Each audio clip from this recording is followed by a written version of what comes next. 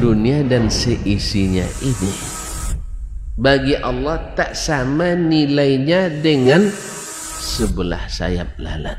Barang siapa yang beramal untuk akhiratnya, Allah akan cukupkan baginya urusan dunia. Sayati zamanun 'alan nasi as-sabiru fihim qalqabit al-jamarah. Akan ada satu masa di akhir zaman yang berpegang teguh dengan agamanya seperti orang yang sedang memegang bara api.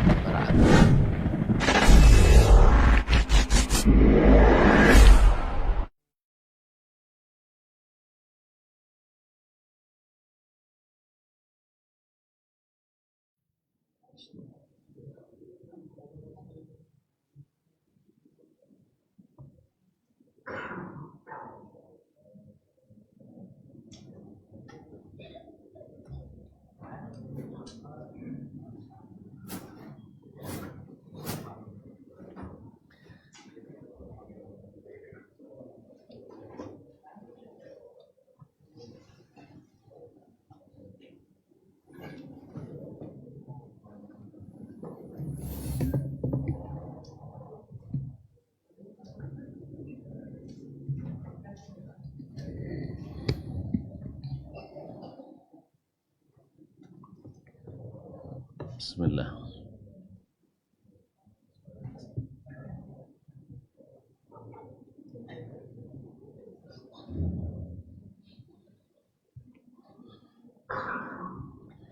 Assalamualaikum warahmatullahi wabarakatuh.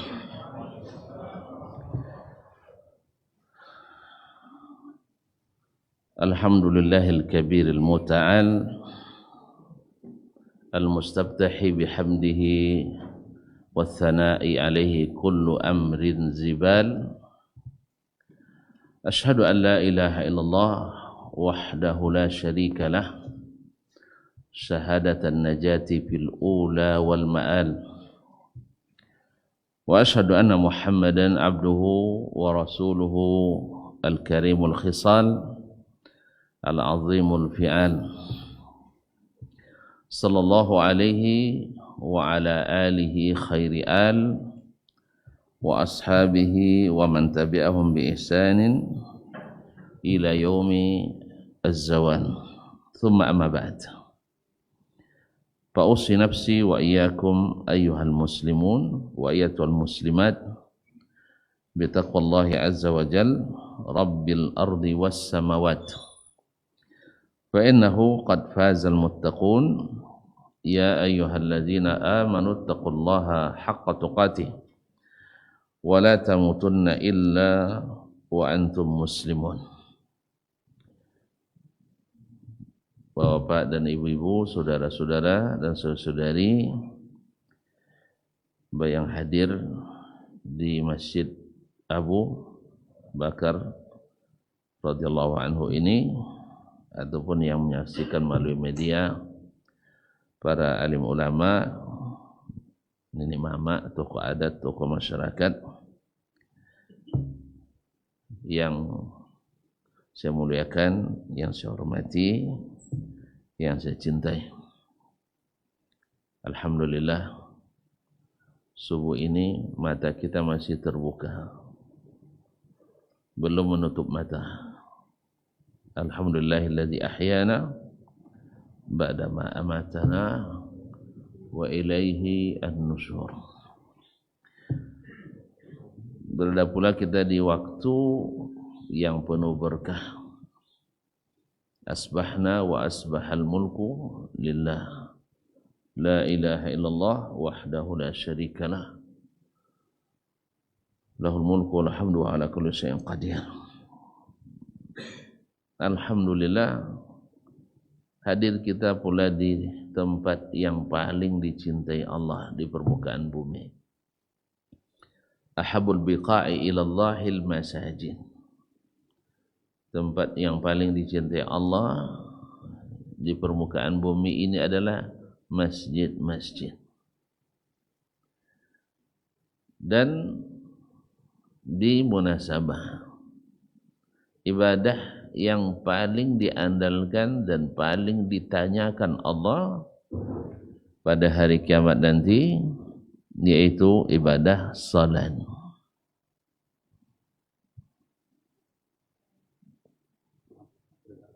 Berarti ulang lagi.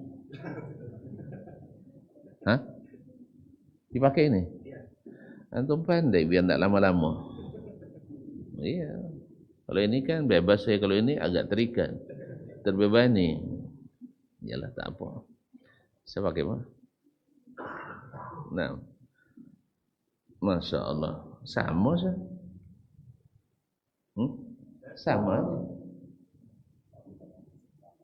Baik. Saya ikuti aja lah. Sesuai perintah. Sampai di mana tadi? Antum tak nyimak juga. Hah? Sampai di masjid. Iya, enggak. Ibadah yang paling diandalkan, yang paling ditanyakan oleh Allah Subhanahu wa taala, ibadah salat. Awwalu ma yuhasabu alaihi al-'abdu yaumal qiyamati as-salah. Yang pertama dihisab terhadap seorang hamba pada hari kiamat adalah salat. Diterima yang lain, ditolak yang lain. Apatah lagi di munasabah salat subuh. Salat sunatnya saja lebih baik dari dunia dan seisinya. Apa maknanya? Jadi presiden, jadi bupati, jadi gubernur, jadi apa saja. Kalau tidak salat subuh kecil. Kalau tidak salat subuh kecil dibanding dengan salat sunat subuh. Jadi kalau Pak Presiden tahu ini, dia akan salat subuh berjamaah.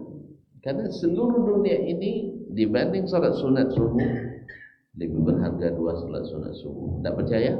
Ayolah kita ke akhirat. Ya buktinya di sana. Ya Pak ya.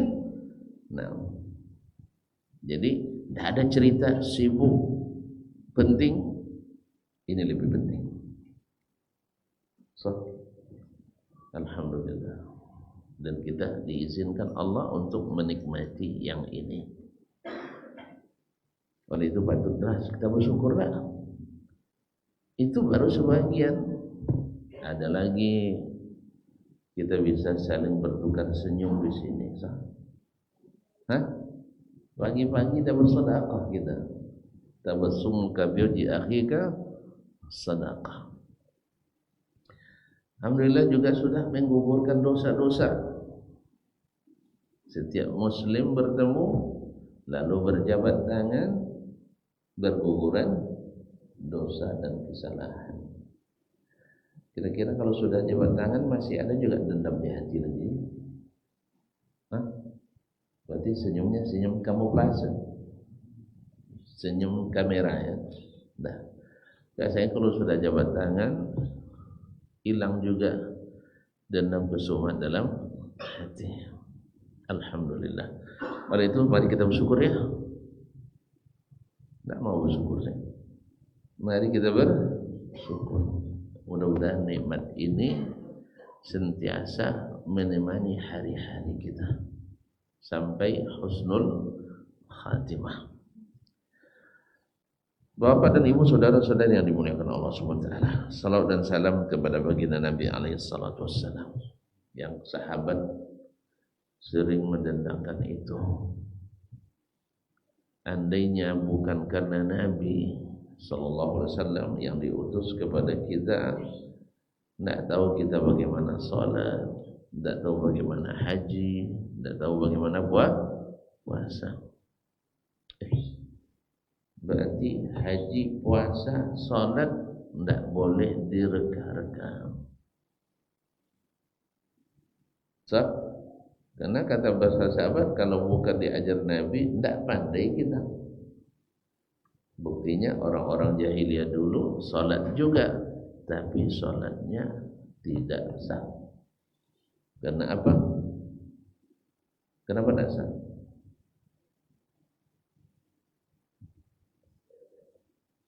Karena bikin sendiri. Bikinan sendiri. Wa ma kana salatuhum indal baiti illa muka'an wa tasdiya. Mereka salatnya di Baitullah itu tidak lain kecuali bersiul dan bertepuk tangan. Di mana datangnya siulan dan tepuk tangan? Yang awalnya ruku dan sujud. Di mana datangnya? Kamu udah bingung semua sih, kenapa? Masih pagi belum belum ada pemanasan. Dari mana datangnya? Dari perasaan dan pemikiran. Biar meriah. Sambil bersiul dan tepuk tangan biar asyik. Dikiranya asal asyik Allah suka, asal meriah Allah senang. Jadi main kira-kira. Oleh itu maka kita berterima kasih kepada Nabi SAW dengan banyak-banyak mendoakannya dalam salawat dan salam. Itu pun masih menguntungkan kita juga. Sahih, kita juga diuntungkan. Sebab sekali kita ucapkan salawat kepada Nabi, 10 kali Allah balas untuk kita. Jadi rugi kalau tidak salawatnya, walaupun tanpa salawatan. Tahu biasanya salawatan. Kalau salawatan banyak versinya, ada koplo, ada. Tapi kalau salawat enggak.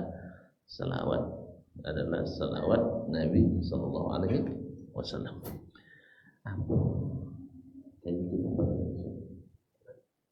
kita pakai? Antum lupa. Baik. Rumputnya harus kuat supaya buah dan cabangnya bisa ditahan dan ditopang oleh pohon tadi. Ma'asyiral kiram dirahmati Allah. Tuan-tuan pernah berkebun?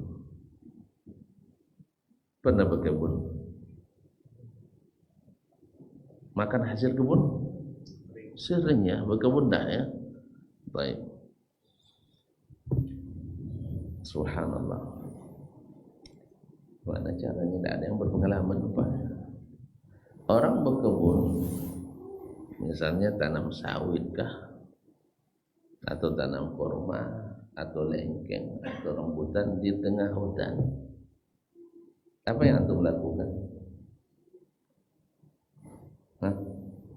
Langsung digali, tanam di situ, gitu.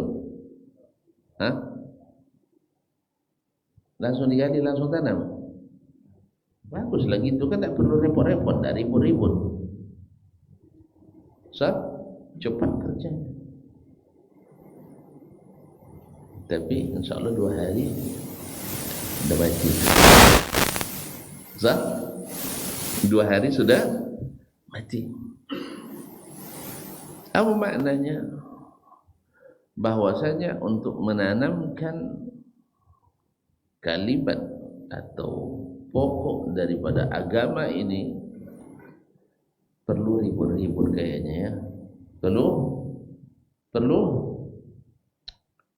Perlu ribut-ribut. Mohon maaf kalau saya salah bahasa. Contohnya jadi ketakutan jadinya. Memang ada yang tidak ribut.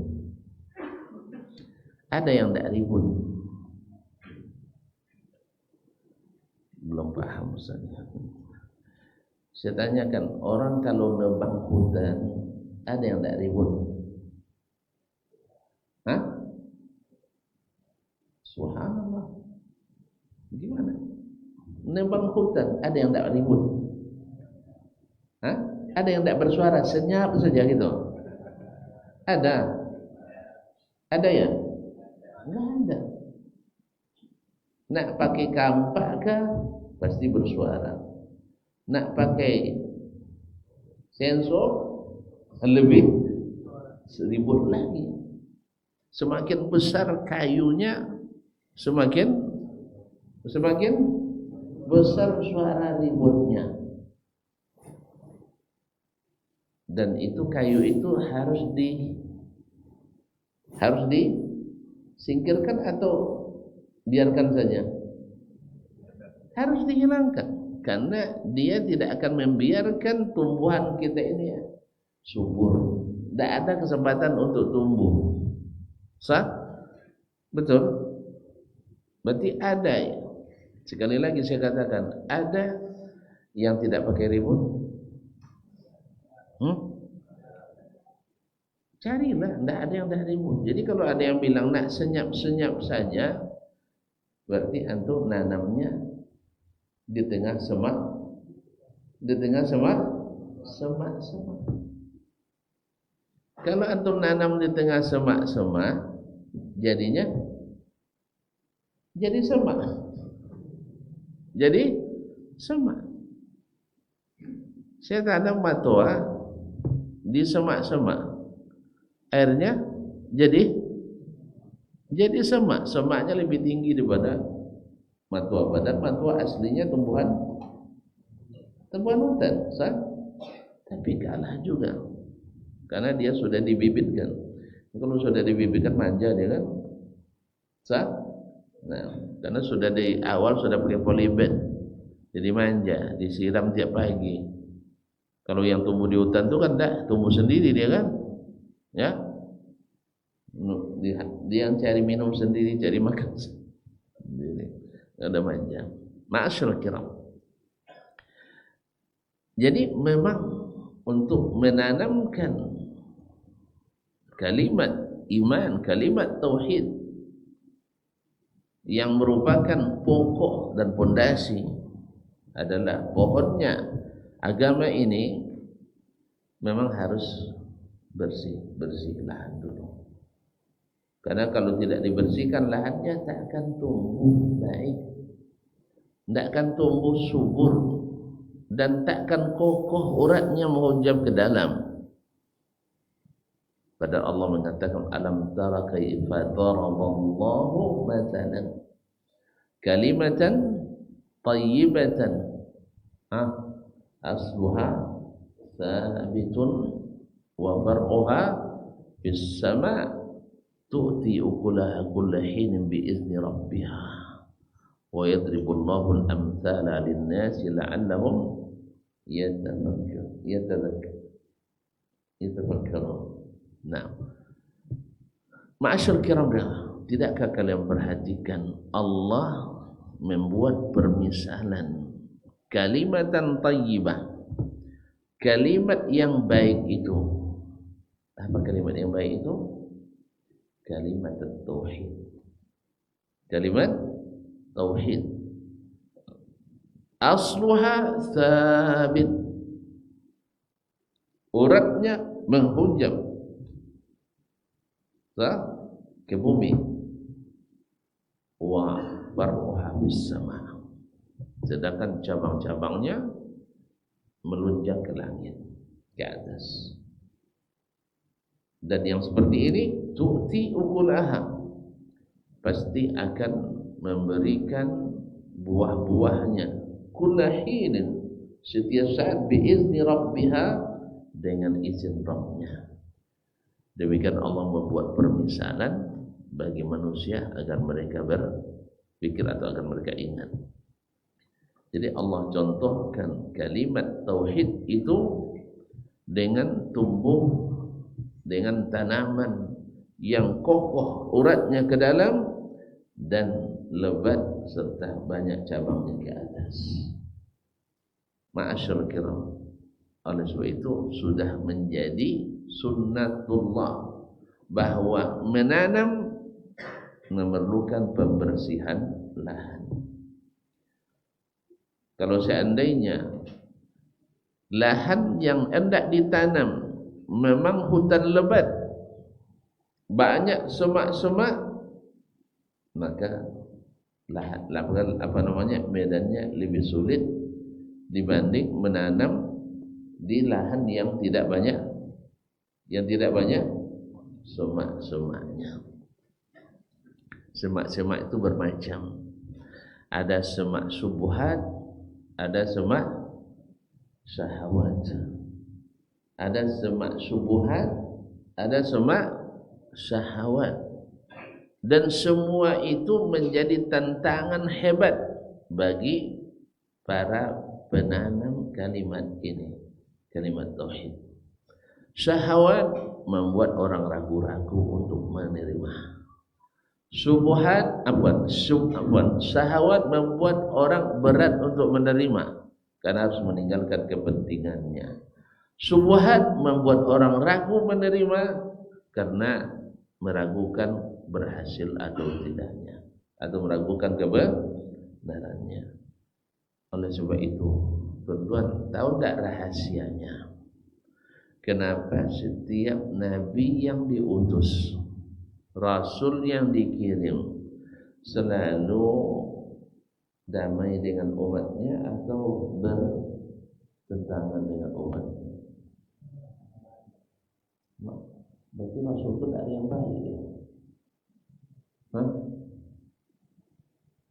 Karena ada yang nanya ke saya, Ustaz, itu ada jemaah di Masjid Abu Bakar, ya, tidak beradab, mereka nyalah-nyalahkan orang aja kerjanya. Jadi asal menyalahkan, ulang lagi. Ini banyak salah posisi ya. Saya betul-betul. Tuh, Bapak bicara. Ulang lagi. Enggak. Sampai di mana tadi dia? Banyak yang merusak konsentrasi bagian. Nah. Saya ulang lagi ya. Bahwa kalau menyalahkan itu dianggap tidak beradab atau tidak berakhlak. Tentu setuju ya? Setuju enggak? Bahwa kalau Bapak salah lalu saya salahkan, saya tidak beradab. Setuju?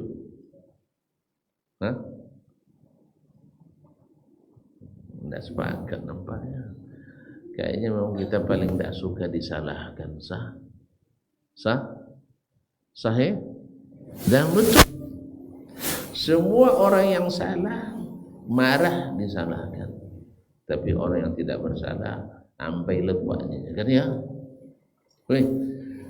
Kalau di sini tidak ada koruptor, lalu saya bicara tentang dosa korupsi, ada yang marah sama saya?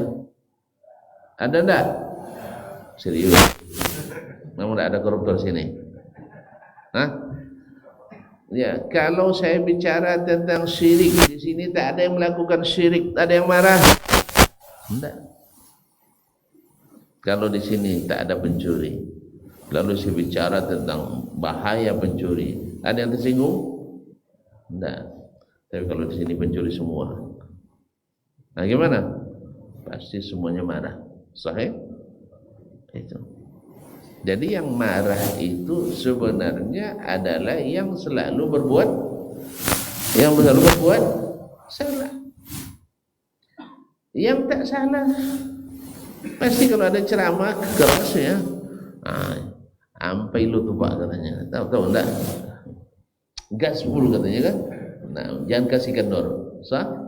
Tapi kalau di situ ada yang bersalah, yang dibicarakan, pasti besok hati-hati, ini Ustadz berbahaya ini. Sahih?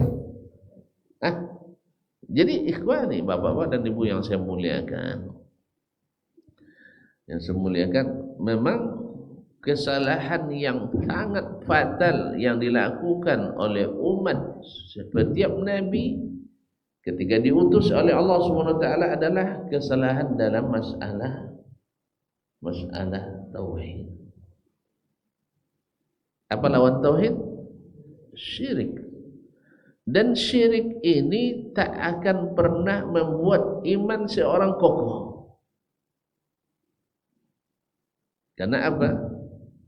Tadi semak-semaknya sangat tinggi. maka imannya tak akan kokoh. Buktinya itulah yang terjadi di kalangan umat sebelum Nabi diutus. Mereka asal ada yang membisikkan sesuatu bagian dari agama, mereka buat. Patung berapa banyaknya dalam Ka'bah? 360. Kok bisa? Hah? Kenapa? Karena ketika dibuka satu, maka datang yang lain. Datang yang lain. Ketika pintu untuk meninggalkan sunnah dibuka, pintu keran untuk bid'ah hasanah, akhirnya semua bid'ah hasanah. Yang keras-keras, pasti. Kalau tidak percaya, tonton, coba identifikasi semua bid'ah yang ada, lalu buat klasifikasi bid'ah dhalalah, bid'ah hasanah. Kira-kira ada tak yang mencontreng bid'ah dhalalah? Paham maksud saya? Identifikasi semua bid'ah yang dilakukan di masyarakat kita hari ini, lalu dicatat misalnya amalan ini identifikasinya, ya, bid'ah dhalalah, bid'ah hasanah. Pasti contreng yang banyak bid'ah hasanah. Kecuali yang tukang periksa anti bid'ah hasanah. Kalau saya periksa mungkin semuanya bid'ah dhalalah, karena memang saya tidak mengatakan tidak ada bid'ah yang hasanah kecuali menurut ahli bid'ah. Jangan marah Ustaz. Itu kan berbeda pendapat, kita boleh aja kan? Gitu aja tersinggung antum. Kenapa tersinggung? Tidak boleh saya berpendapat beda dengan antum. Tambah marah malah. Ma'asyiral kiram dirahmati Allah. Jadi saya mengatakan tidak ada bid'ah hasanah kecuali menurut ahli bid'ah atau terpapar virus bid'ah. Mungkin dia ada ahli bid'ah tapi terpapar. Dia mengira tidak tidak bid'ah. Nah, jadi kaum muslimin dan muslimat dirahmati Allah SWT. Kalau enggak, ayo kita buat. Kan saya bilang tadi, ayo kita buat identifikasinya. Sehingga ketika dibuka keran ini, maka tidak ada bid'ah yang dhalalah. Semuanya bid'ah hasanah. Sehingga mereka katakan yang bid'ah dhalalah itu adalah salat subuh 3 rakaat. Mungkin orang salat subuh 3 rakaat? Hah? Mungkin. Bilanglah enggak weh. Enggak mungkin. Jadi Nabi mengisyaratkan banyak akan terjadi bid'ah. Sahih? Dia bilang enggak mungkin terjadi bid'ah. Sebab apa? Karena dhalalah yang tidak ada. Yang ada adalah hasanah. Makanya saya biarlah ikut mazhab Nabi aja. Kullu bid'atin dhalalah. Sebagian ulama ada yang bilang laisa kullu bid'atin dhalalah. Tidak semua bid'ah itu sesat. Iya. Saya katakan perkataan Nabi lebih tinggi daripada perkataan selain Nabi alaihi salatu wassalam. Baiklah kaum muslimin dan muslimat dirahmati Allah. Jadi setiap nabi dan rasul yang datang selalu dihadang, ditentang. Kenapa? Karena memang ibarat membangun rumah atau membuka lahan, Nabi memang bersih-bersih dulu. Sahih? Nabi bersih dulu. Apa yang dibersihkan? Semua syubhat yang membuat mereka meninggalkan tauhid. Maka Nabi alaihissalam selama 13 tahun di Makkah 13 tahun di Makkah, fokus menanamkan kalimatan thayyibah. Kalimat yang thayyib ini. Tuan-tuan, pohon ketika dibuat atau ditanam langsung berbuah ya. Langsung berbuah. Nah,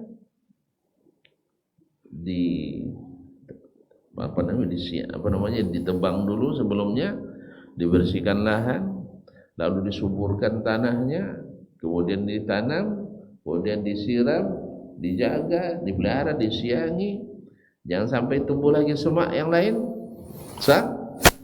Dan dalam perjalanan itu banyak kejadian-kejadian dalam dakwah Nabi SAW. Sahabat masih juga kadang-kadang terbuka peluang untuk kembali kesyirikan itu, tapi Nabi kan. Misalnya ketika mereka selesai perang Hunain tahun ke-8 Hijriah, selesai Fathu Makkah, ketika menuju di perang Hunain, mereka melihat ada pohon kayu yang dulu di masa jahiliyah tempat menggantungkan pedang-pedang mereka supaya sakti mandraguna. Lalu kata mereka ke Nabi, ya Rasul, ij'al lana zata anwadin. Ya Rasulullah, supaya pedang-pedang kita ini sakti mandraguna, ya, supaya dalam perang menang terus, maka buatkan pula satu anwad, yaitu pohon sakti. Lalu kata Nabi alaihi salatu wassalam, wallahi innahu sanan. Demi Allah, inilah yang saya maksud dengan sunan atau sanan. Kalian akan ikut cara-cara orang agama dulu, ya? Atau apakah kalian ingin mengatakan ij'alu kama ataquluna kama qala Banu Israil li Musa, ij'al lana ilahan kama lahum aliha. Apakah kalian nak mengatakan kepada saya, buat pula Tuhan seperti dulu Bani Israel mengatakan kepada Nabi Musa alaihissalam, ij'al lana ilahan kama lahum aliha, buatkan pula bagi kami Tuhan sembahan seperti mereka punya Tuhan-Tuhan sembahan. Nabi ingatkan, yang seperti ini syirik. Ternyata masih ada sisa-sisa. Makanya semak-semak yang nak bangkit lagi itu harus dihilangkan dan dibersihkan. Sampai akhirnya Nabi SAW berhasil mencetak generasi terbaik. Generasi terbaik sepanjang sejarah umat manusia. Tuan-tuan dan puan, ada tidak tuan-tuan menemukan satu generasi tak satu pun anggotanya yang menyimpang kecuali generasi sahabat?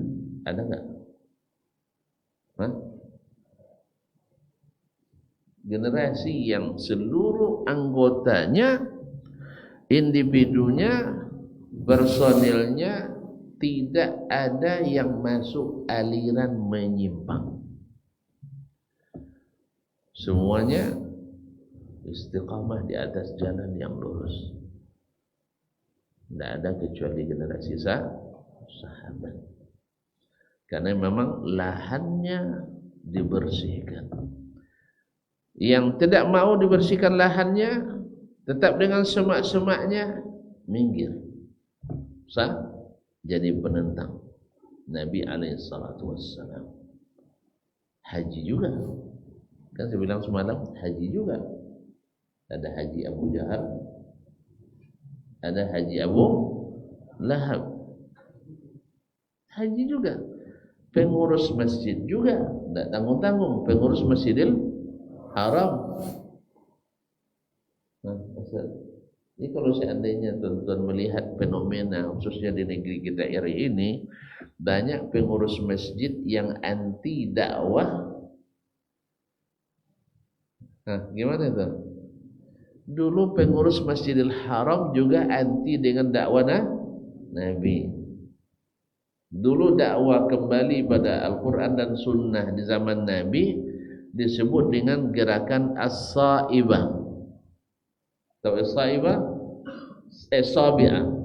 As-Sabi'ah. As-Sabi'in. Apa As-Sabi'in?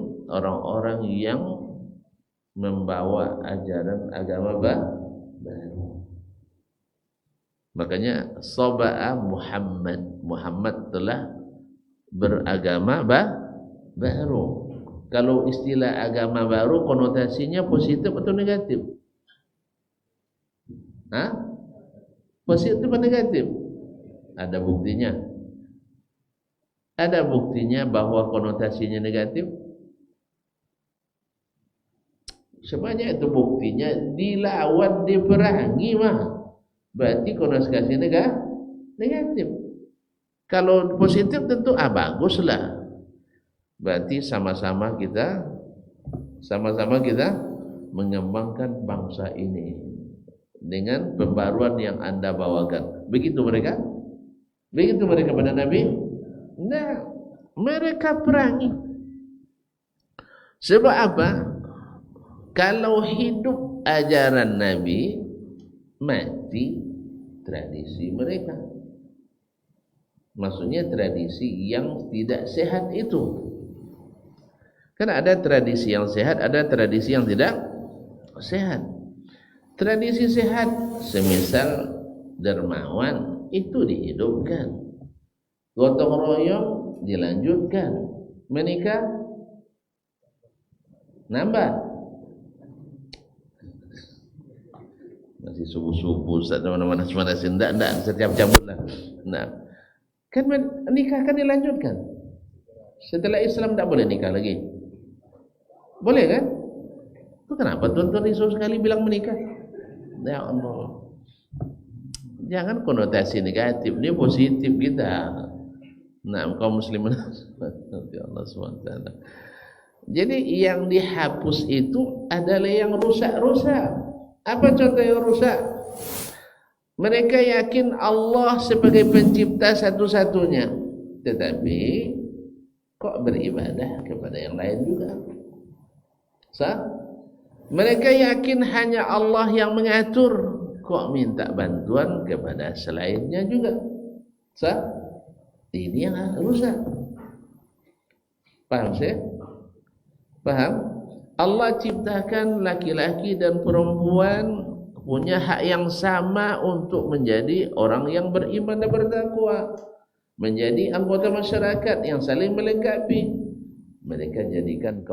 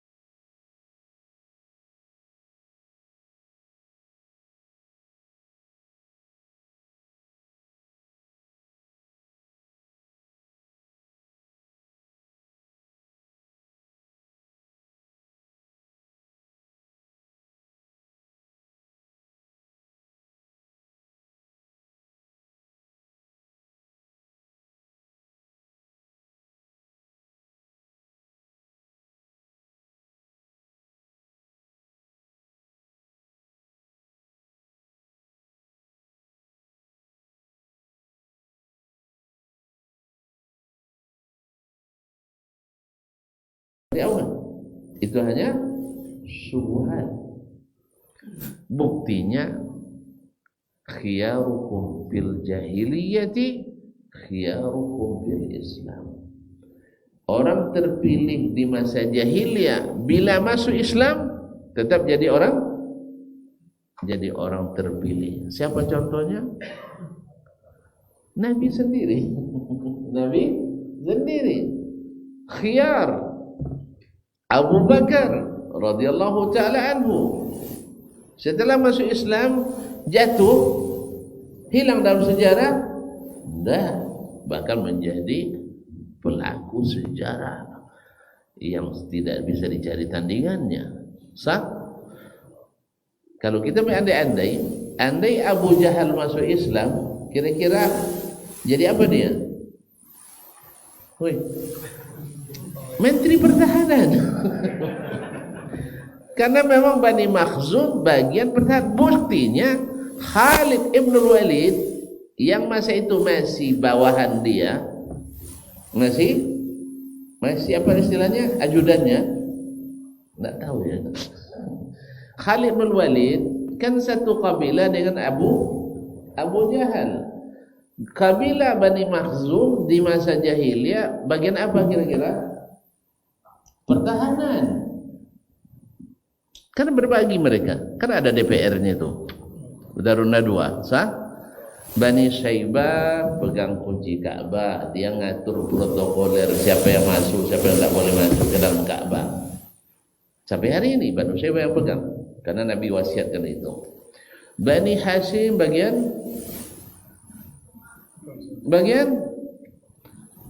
konsumsi jemaah haji, pelayanan jemaah,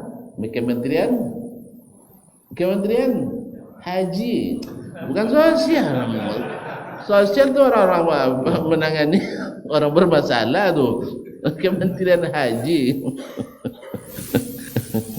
Nah, dan banyak. Jadi mereka sudah bagi-bagi tugas. Nah, jadi Abu Jahal jenderalnya waktu itu. Khalid masih bukan kobra.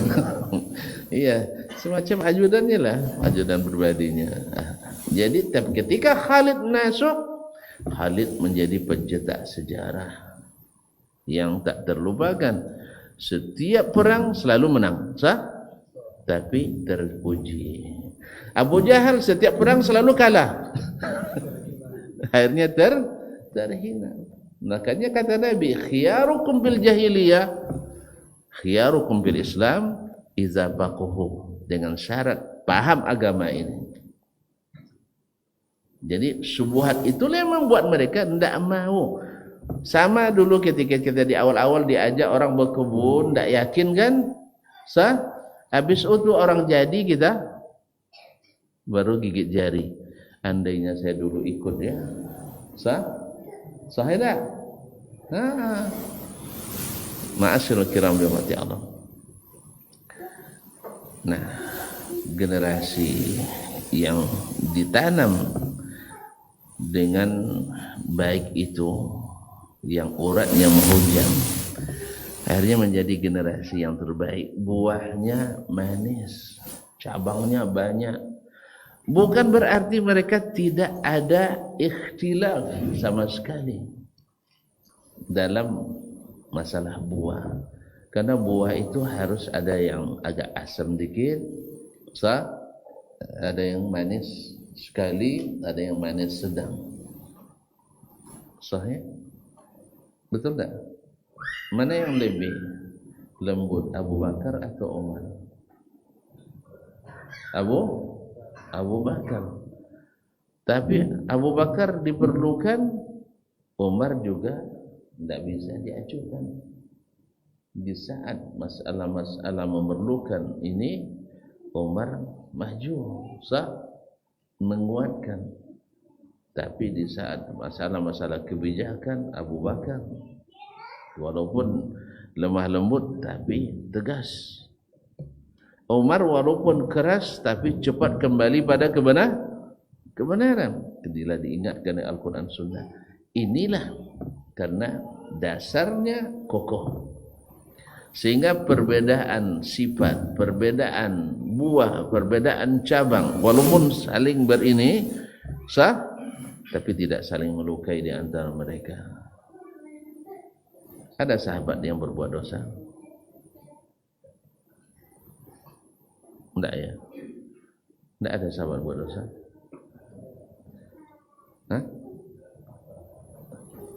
Kok pada ragu tuan-tuan? Itu bayang bukan seperti pendosa hari ini, artinya tersilap, sah? Ada apa enggak? Ya ada. Kenapa kita tidak bisa menerima saudara kita kadang tersilap? Tahu? Ada sahabat yang berbeza pendapat. Ada. Kenapa kita tidak bisa menerima saudara yang berbeda pendapat? Kan masalah buah cuma lah. Gara-gara buah durian sampai pagar dibuat tinggi-tinggi, tidak bersahabat, tidak bertetangga lagi. Paham tidak saya? Gara-gara buah durian sampai tidak berteguran. Weh, kalau tidak dapat durian tetangga itu bisa dibeli di pasar, sah? Kenapa paksakan juga? Ini duriannya condong di kebun kita, Ustaz. Pas jatuh diambilnya juga. Ya memang durian dia. Saya kan masalah buah cuma sah. Nah, walaupun idealnya kita berbagi. Kalau idealnya kalau bisa sama-sama terus, tidak berbeda pendapat. Tapi berbeda pendapat dalam masalah cabang ini, menurut saya ini cabangnya harus dipangkas. Enggak, menurut saya cabang ini biarin, biar lebih rindang, sah? Saya ada kita kadang seperti itu. Ada? Ya biasa. Nah, perbedaan dalam masalah furu' itu masalah yang tidak bisa hilang. Tahu tak tuan-tuan bedanya perbedaan masalah furu' dengan masalah akidah? Akibat dari sekarang saya berbeda dalam masalah amalan, masalah cabang, masalah hukum. Dengan berbeda dengan tuan-tuan dari masalah akidah, masalah pokok.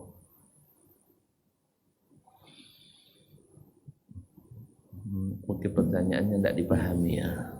Paham pertanyaannya? Paham ya? Nah, terus jawabannya belum tahu. Gampang sekali. Kalau berbeda di masalah pokok kan batang. Sah? Tentu kalau antum ganti pokok durian dengan pokok sirsa, sama hasilnya. Akhirnya antum jadi pekebun sirsa, bukan pekebun durian. Paham tak? Tapi kalau berbeda dari sisi buahnya, cabangnya, bukan pokoknya, antum berubah tidak dari pekebun durian ke pekebun sirsa? Hah? Tidak kan? Buahnya saja yang beda. Mungkin saja karena keahlian orang sekarang di apa istilahnya, di cangkok atau stek ya. Misalnya cabang ini buahnya merah, kayak durian petuk dalang. Tidak tahu ya, alhamdulillah. Yang sebelah sini buahnya kecil, kayak buah durian unyil. Tidak tahu juga. Tonton generasi mana? Ya, sah. Tapi apakah keluar tidak dari pokok durian? Keluar tidak dari durian? Tidak. Apa maksudnya? Makanya antara Abu Hanifah, Malik, Asy-Syafi'i, Ahmad, mereka tidak membuat aliran dalam agama. Sah? Sepakat semua umat Islam bahwa mereka adalah ahlus sunnah. Golongan sesat atau tidak? Golongan sesat apa enggak? Enggak. Karena dia hanya merubah atau berbeda di produk saja, di buah tadi, di cabang tadi.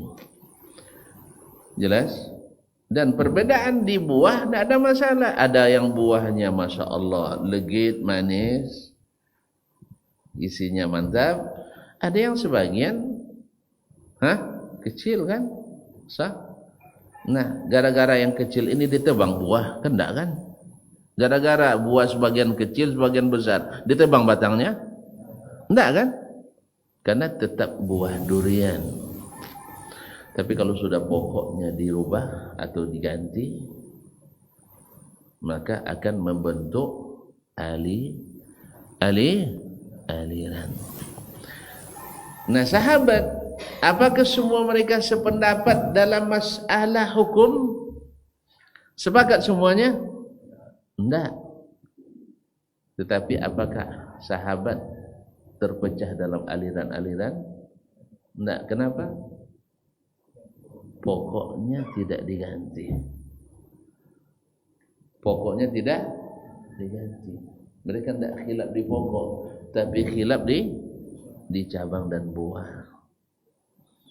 Ustaz? Paham? Paham? Antara Imam Syafi'i dengan Imam Ahmad, pernah antum dengar saling menjelekkan? Hah? Pernah enggak? Iya. Tapi apakah semua pendapat mereka sama?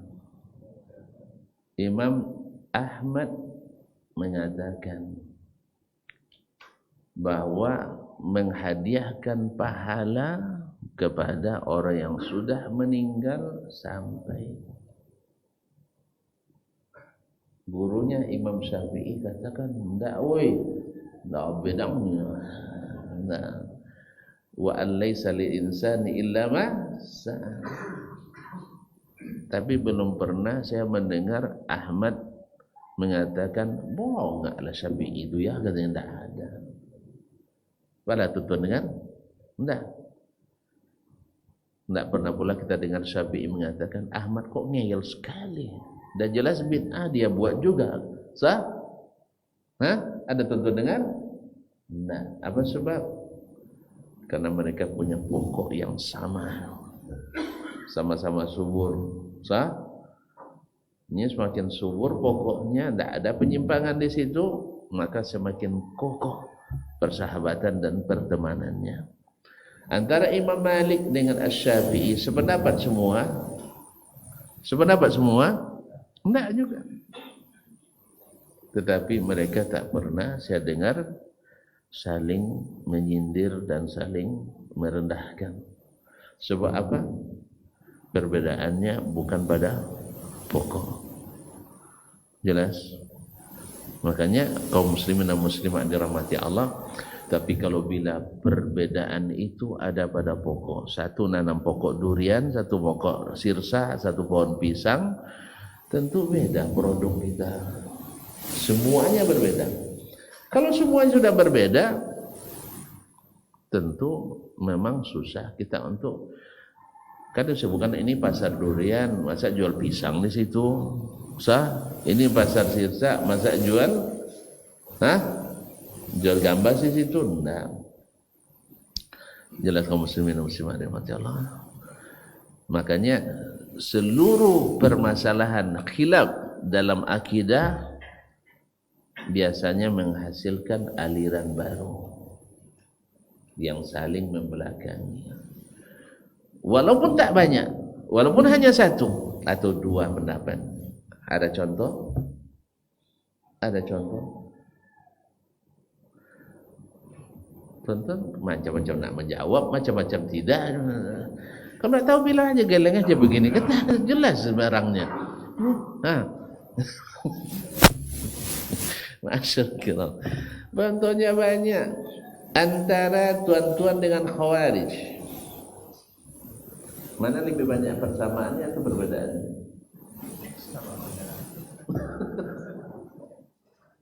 Makanya tuan-tuan ini dituduh orang khawarij. Sah?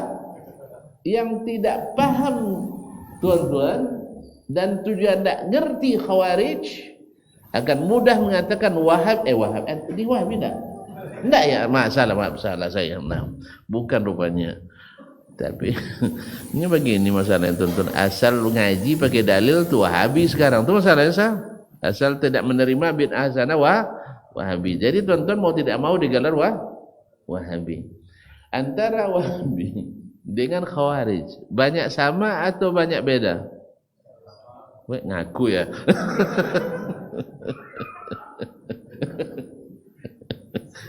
Iya. Mohon maaf. Mungkin yang paling mirip dengan mereka adalah saat ini adalah Salafi Wahabi. Sahih? Salatnya di masjid terus. Sah? Sehingga antum yang bilang salat jamaah wajib kan? Sah? Yang lain bilang wajib ditinggalkan. Kesannya. Nah. Yang kedua, antum rajin baca Quran kan? Sah? Naam. Kemudian jenggotan kan? Cingkrang. Kemudian rajin salat malam, rajin puasa sunat. Sah? Anti bid'ah. Khawarij juga gitu. Bahkan Nabi bilang tahqiruna salatakum ila salatihim wa siyamakum ila siyamihim yaqra'una al-Qur'an. Kalian akan minder bandingkan salat kalian dengan salat mereka, puasa kalian dengan puasa mereka. Mereka rajin baca Quran. Yang paling mirip dengan mereka hari ini Wahabi. Cuman apakah sama mereka dengan Wahabi? Dengan antum? Bukan saya ya. Dengan kita? Enggak. Perbedaannya memang satu atau dua, tapi dalam masalah pokok. Dalam masalah pokok. Apa itu? Satu, mereka mengafirkan pelaku dosa besar. Antum? Dosa kecil aja dah kafir. Dia. Ini tuduhan, itu fitnah. Jadi kalau kita tidak pernah mengafirkan pelaku dosa besar, makanya mereka dapat gelar Khawarij. Khawarij aliran atau bukan? Aliran atau bukan? Aliran.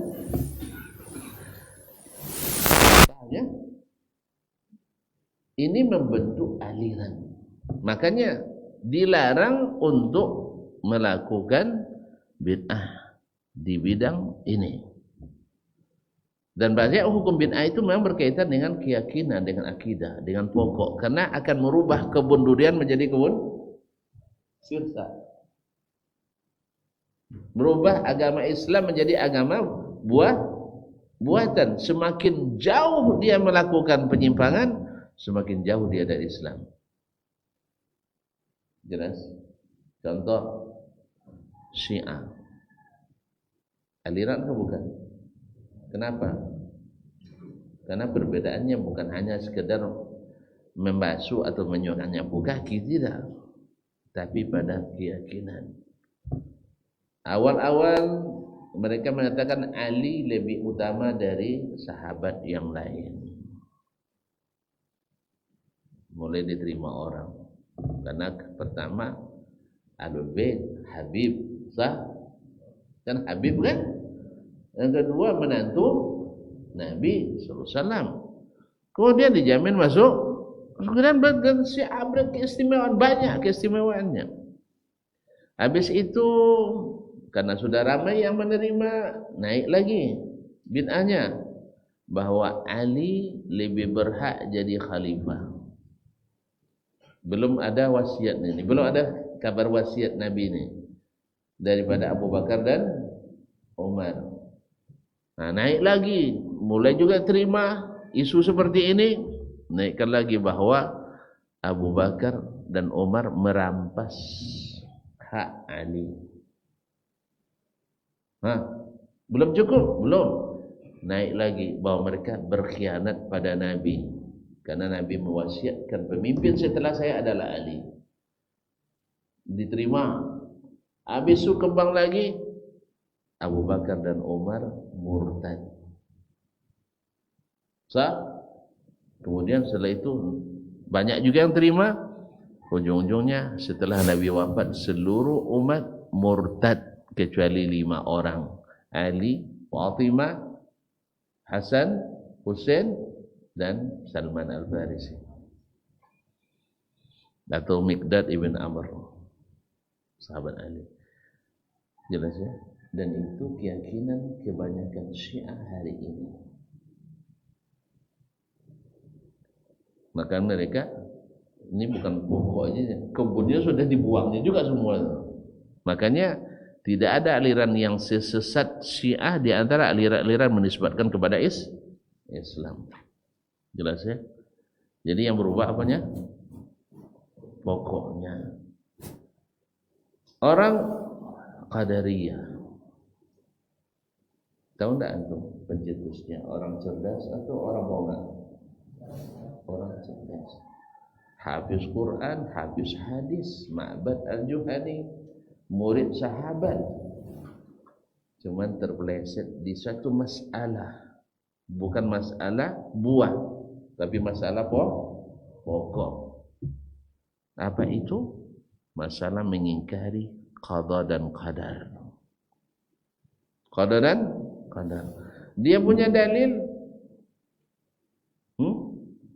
Tak. Punya dalil. Tahu beda dalil dengan dalil? Kalau dalil jelas sahih, na'am sahih. Kalau dalil adalah apakan aja dulu, nanti kalau apa bisa diapakan. Kalau apa-apa nanti paham? Pokoknya jangan apa, bisa diapakan itu. Ini ilmunya, ilmu apakan saja. Daripada lebih baik lebih baik. Jelas ya? Pokoknya asal apa, ada apanya. Kalau ada yang mengapakan, kita apakan. Nah, jadi ini namanya dalil juga disebut oleh mereka, tapi sebenarnya bukan dalil tapi dalil. Jelas Pak? Sudah tahu mana yang pokok, mana yang cabang? Oleh sebab itu kalau ada yang nak kunut subuh misalnya sekali-kali kan, jangan ditarik pula punggungnya. Mana tahu kan? Saya nak praktikkan mazhab Syafi'i katanya kan. Artinya diskusi dengan baik karena ini tidak membentuk aliran. Atau salat tarawih 11 dengan 23, nak 33, 36. Iya. Walaupun kita berpendapat sunnah Nabi 11. Tapi ulama sudah berbeda dalam masalah ini berdasarkan hadis Nabi juga, dan hadisnya juga sahih. Salatul laili masna. Tapi yang jelas, apakah perbedaan ini bikin aliran? Tidak, karena bukan pada pokok tapi pada buah dan cabang. Maka tidak memisahkan kita dari koridor Ahlus Sunnah. Jelas? Sudah terang di luar, dalam sudah jelas. Saya kira sudah, ibaratnya yang gatal sudah digaruk, yang agak sakit-sakit sudah terobati. Nah, mungkin sembuh, ya mungkin tidak langsung sembuh lah, perlu pemulihan. Andainya ada di antara kita yang tidak siap berbeda, dan saya mengalami dan menyaksikan sendiri, bukan di kalangan jemaah kita yang awam, tapi di antara para masyayikh juga kadang-kadang lupa masalah ini. Nak diingatkan syekh kita, nak diingatkan nyata salah, sah, dan memang orang tak siap dikatakan salah. Apalagi kalau sudah level atas. Oleh sebab itu jangan naik level atas kalau tak siap salah. Biasakan dulu siap sana. Ya. Benar kita istiqamah, iya. Tapi ini kan masalah buah. Masalah selera. Ibarat mohon maaf ya, bukan ikut selera maksudnya. Yang maksud ikut selera hanya pokoknya enak, bukan itu. Tapi ijtihad masing-masing. Menurut saya durian bawor apa bawor? Lebih enak. Enggak, Musang King lebih enak katanya. Jangan lu sampai enggak jadi makan durian gara-gara itu. Gara-gara berdebat masalah mana yang lebih enak enggak jadi makan durian. Gara-gara berdebat solat tarawih 23 atau 11 tidak jadi solat tarawih. Jangan. Paham? Paham tak? Gara-gara berdebat boleh tak boleh kawin dengan tidak. Akhirnya tak jadi. Iya. Apalagi dah kelahi sama isteri, padahal tak jadi-jadi kan. Lebih baik tak usah kelahi.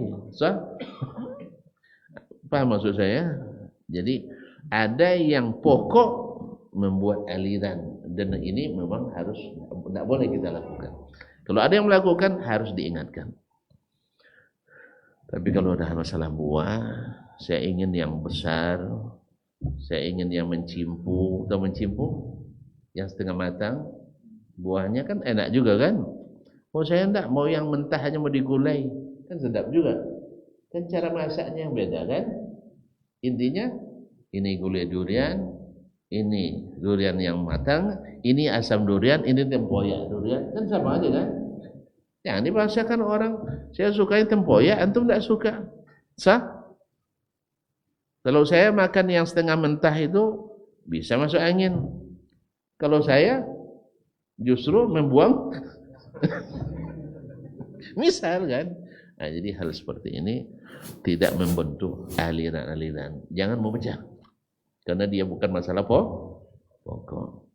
Tapi didiskusikan, dipelajari, kalau memang salah disalahkan itu biasa. Antum itu masalahnya tidak terbiasa dibilang salah. Sah?